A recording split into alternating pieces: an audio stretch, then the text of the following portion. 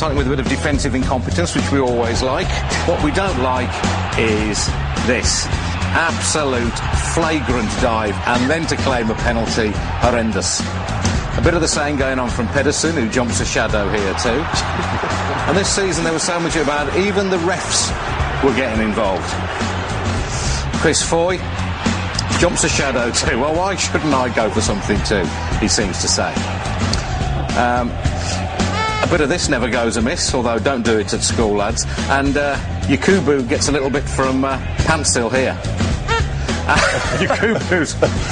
That's our sound effect, by the way. Yakubu's indignation just makes me laugh more every time I see it. Basic Instinct came to mind here, for reasons that I won't explain. Luckily, a programme is thrust in the way of her unbroadcastables before we get a look. Thank you, madam. We all enjoyed that very much. Managers, we do like to get this crafty insight into their expertise, the things they spot that we can't see. Always good advice, that, isn't it? Hand signals have been fertile territory for us. Emu, you know Emu, says Gary, he's going to get it. Emu gets it, unless you sort yourselves out. Yeah, that'll be the end for Emu. Here he's saying, you two, get the ball, two of you, to me, not you, ball, two, not... Anyway, whatever, I don't know what he's on about. I don't know what this is about. He turned to me, come on, you're hard enough, quit your talking, come on, let's get it on, come out here, I'll sort you out. And he shrugs.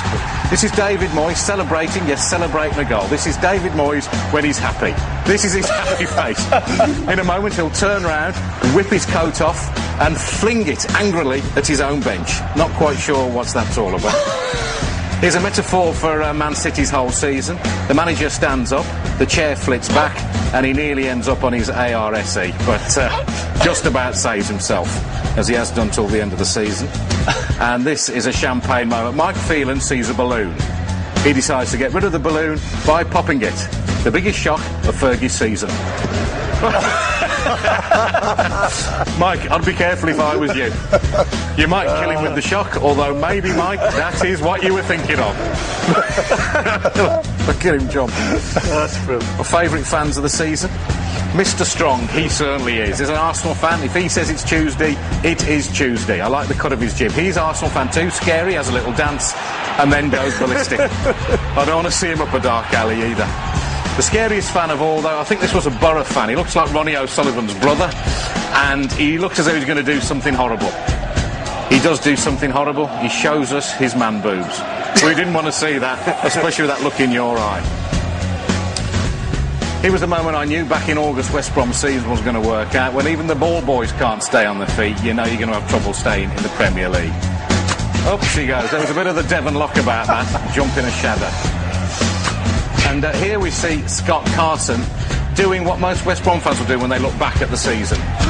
Jump in horror. I don't know what he saw, but it's what we all feel when we look back on this year. Horrendous stuff. And finally, we don't want to see this. It's mascot abuse in the light of day at Stoke. Just quite disgusting. I can't believe we're showing it again, even if he is only pulling his tail out.